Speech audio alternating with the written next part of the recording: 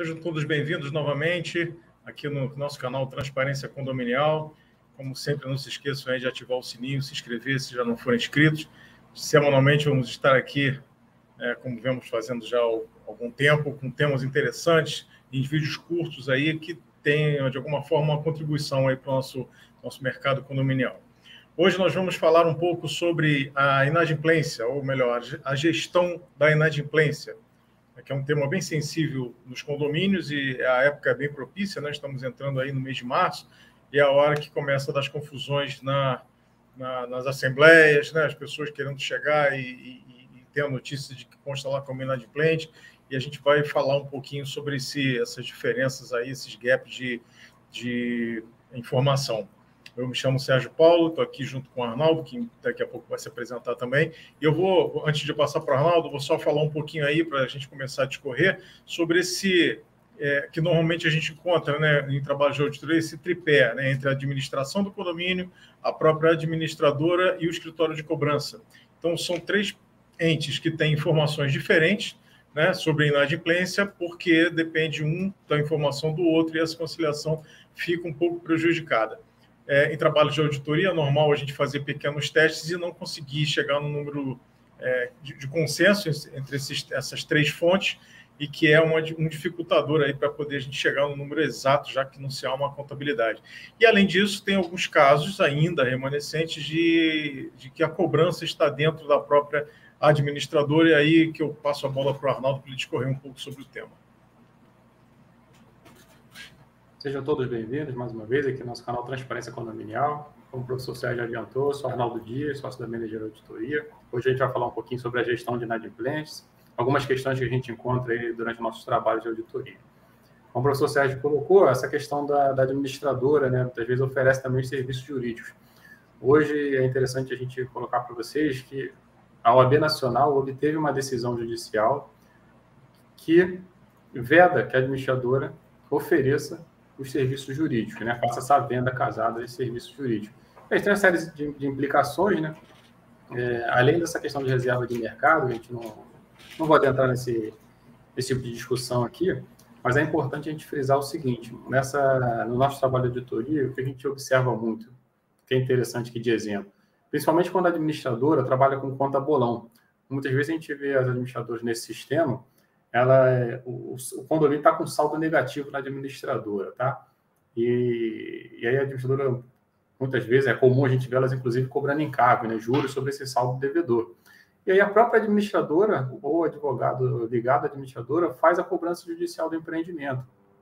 Então, aí a gente vê um conflito de interesse, né? A gente acaba falando com o síndico, não, verifica realmente, cobra lá do jurídico, né? Se possível, troca, porque aí a gente cita a decisão judicial, realmente, que não pode mais oferecer, juntamente com o serviço de administração, mas a gente tenta demonstrar ali que ele tem um conflito, né? Como é que você está negativo na administradora, a administradora está te cobrando encargos, e uma pessoa ligada a ela é a pessoa que está fazendo essa cobrança, ou seja, é a pessoa que é responsável por tentar trazer essa grana para dentro do condomínio.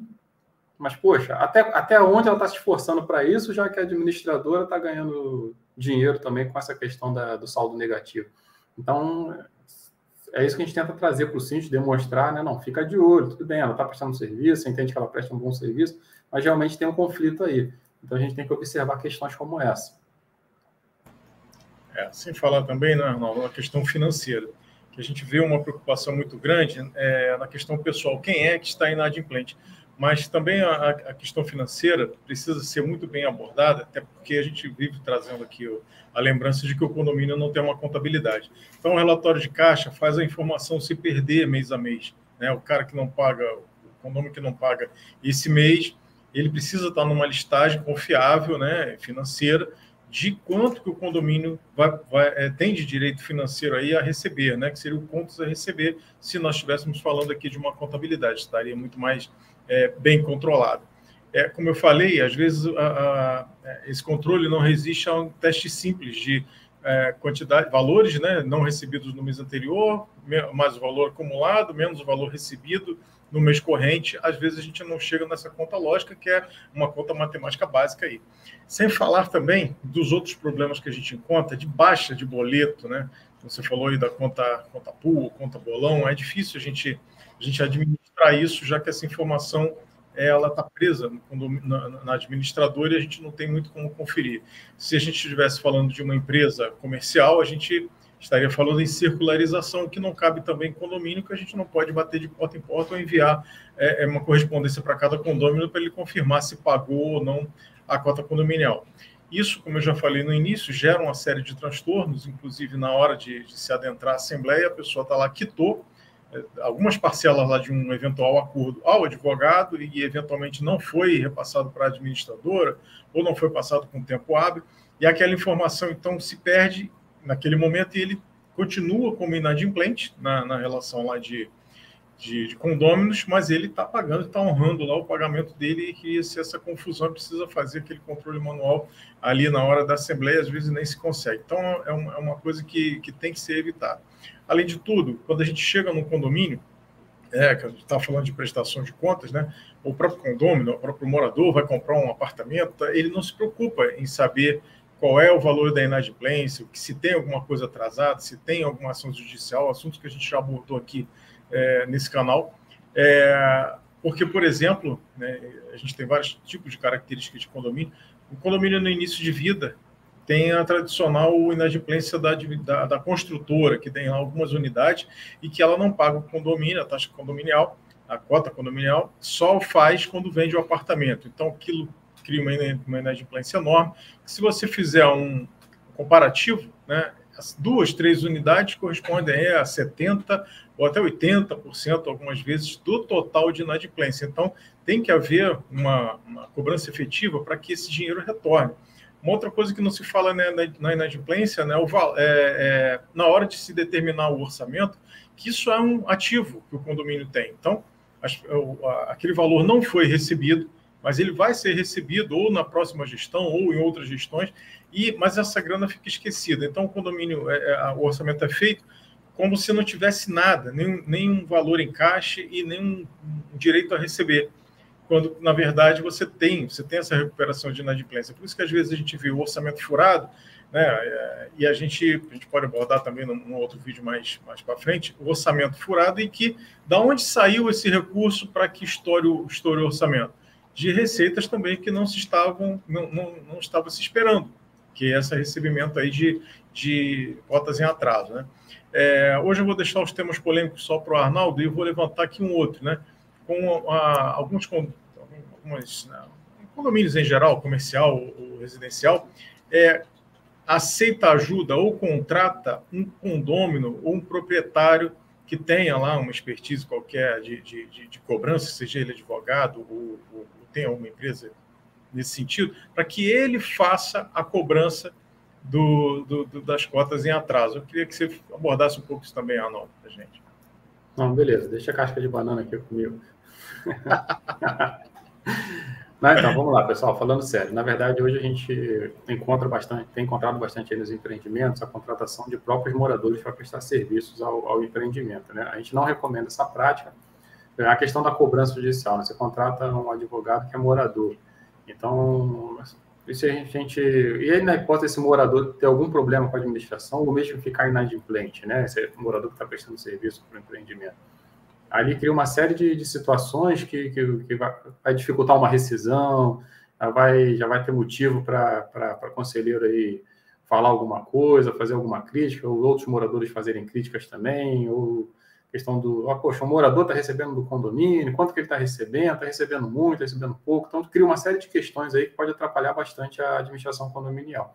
Então a gente também recomenda, a gente está falando da inadimplência, né, então especificamente serviço jurídico, mas essa recomendação se estende a todos os outros serviços.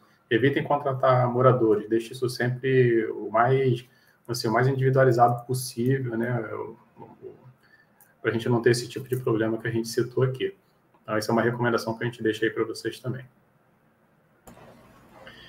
Para finalizar, para não ficar uma coisa muito extensa, a gente vai falar um pouquinho agora sobre o critério de como divulgar essa informação dos inadimplentes, né? Que não há também uma uniformidade. Algumas administradoras adotam a metodologia de, estando o condômino em acordo, parcelou lá em 10 vezes, ele só retira o valor e o nome do condômino quando ele paga a última parcela, quando você deveria abater, né? Parcela a parcela, independente se ele vai pagar todas ou não, parcela a parcela, isso vai diminuindo o valor que ele tem lá de dívida com o condomínio. E algumas administradoras deixam para fazer isso só no final. Então, às vezes, em determinado mês, a inadimplência cai vertiginosamente e não se vê a receita, né, que seria a contrapartida no próprio balancete. Da mesma forma, também a exclusão, né? Tudo bem que se a gente estivesse falando de contabilidade, a gente também não estaria provisionando multijuros, mas em algum lugar a gente aconselha também que se conheça esse valor. Não é só o valor histórico que está ali em jogo, né? Também tem valores de multa e de juros que não podem ser nem perdoados e nem omitidos, né? Se bem que a gente, todas as convenções praticamente falam que não, para não se perdoar. E se vai perdoar multijuros, se há esse tipo de pedido de uma forma assim, mais contundente, num valor mais relevante, que se leve a uma assembleia, né, consulte os conselheiros, se for um conselho consultivo, e que se leve à assembleia para que a decisão não seja a única do síndico, porque ele vai se responsabilizar aí certamente por uma cobrança aí de outros condôminos que não vão se conformar, porque não pode premiar quem está devendo, né? Não, perfeito, professor. Isso aí realmente é muito importante. A gente tem isso, inclusive, motivo aí de reprovação das contas, né? O síndico perdoar encargos, já que ele está favorecendo um condômino em detrimento a outros, pode criar um problema muito grande. E, como já falei, é causa também de reprovação de contas. Então, observar que, quando for fazer esse tipo de procedimento, que esteja balizado com a decisão da Assembleia. Tá? Existe também nessa questão do registro financeiro, que a gente encontra muito, inconsistências quando há quebras de acordo.